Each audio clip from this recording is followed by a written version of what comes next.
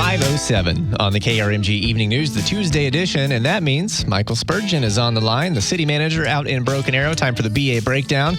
Michael, how you doing?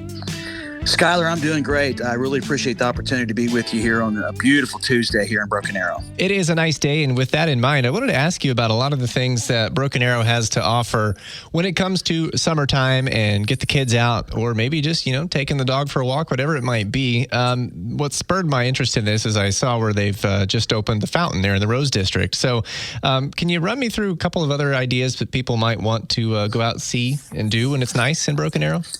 Well, in addition to our several hundred acres of parks, Ray Harrell Nature Center, our community centers, which are available to the public, there are some amazing things that are going to be happening this summer. And here are just a few. First off, I want to mention we had a tremendously successful Cinco de Mayo festival. It was the second annual one this past Saturday. I think we had probably about 7,000 to 10,000 folks that came out between 2 p.m. and 9 p.m. So I just wanted to send a shout out to our TED team for their outstanding efforts.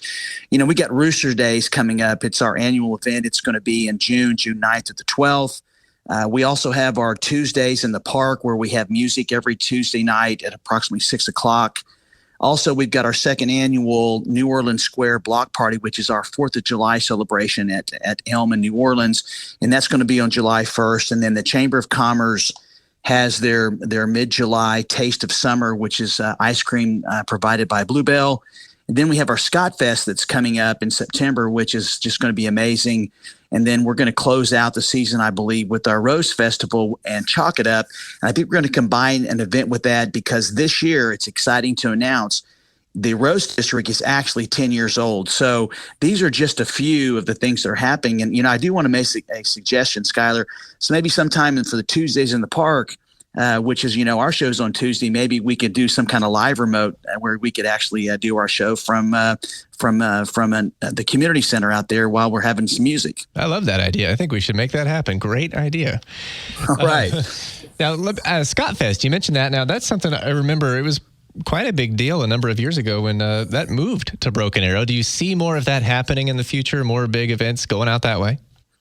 I certainly hope so. I mean, we were blessed to have Scott Fest here, and we've entered into a multi-year agreement with them. Of course, we look at it every year, and we're going to be one of the signature sponsors of that event because it is a tradition in our area, and we're going to try to grow it every year. In our events park, we continue to have more and more events there.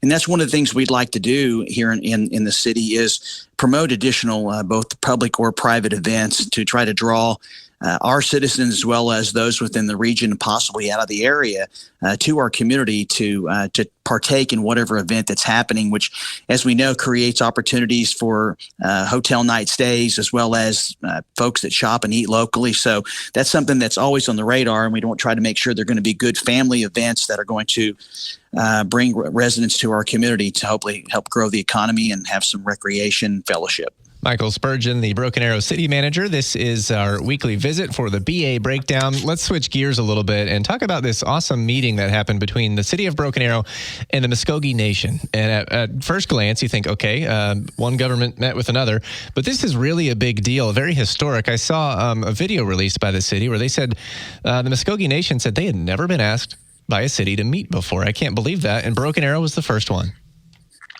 Well, I can't begin to tell you how honored I am to have been a part of putting that meeting together and attending last week. I've been a city manager in Oklahoma out of my career, 16 years, and I've had the privilege of working with 10 of our tribes in this state. And to me, I understand how important it is to work closely and collaboratively with the leaders in the nation. And we had a historic event last week where I believe 11 of their 16 national council members had a working lunch meeting with the Broken Arrow City Council and several staff members where we just talked about building relationships and the things that we could work on together. We discussed the successes that we've had so far, such as our Mission 22 initiative, which, as we talked about before, Skyler, will be the grand opening ribbon cutting will be on June 11th, and then our mural and a couple other things we've done together.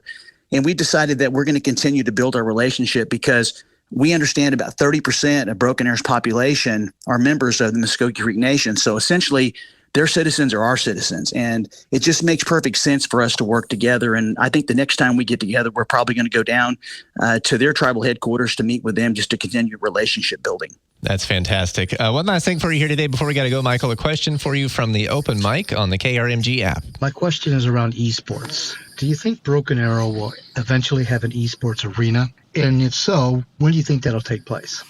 Well, Skyler, I can tell you that, sometimes if you ask me a question or you ask me what time it is, I'll build you a clock. So I'll try to explain this as quickly as I can, really in two parts. The first thing I'd like to mention is that we currently have a privately owned gaming lounge in Broken Arrow. It's on Stonewood Drive off of Elm near the BA Expressway, and it's called Rewind Sports.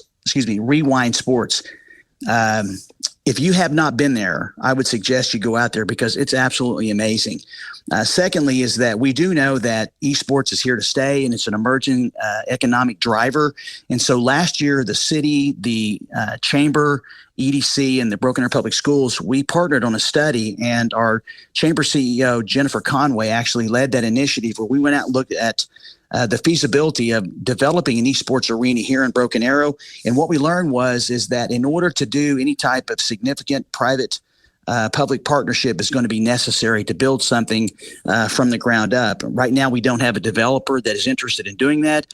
However, we are looking for opportunities. And if someone wanted from the private sector to bring something here, then we'd sit down with them and work out some type of economic development agreement with them to determine if it would have the economic impact we would looking for in order to make justification to make that improvement. So we're wide open to someone presenting us with a proposal, but I think it's going to take a combination of public and private dollars to make it happen. Sounds like an interesting proposal, and maybe somebody out there knows somebody. Maybe we can help make that connection. So I'd like to see a follow-up on that at some point. And I love your idea. I am all in on Tuesdays in the park, but maybe we'll start that up pretty soon. We're out of time for today, Michael. It's been the BA Breakdown here on KRMG. We'll talk to you next week. Thank you, my friend. Take care.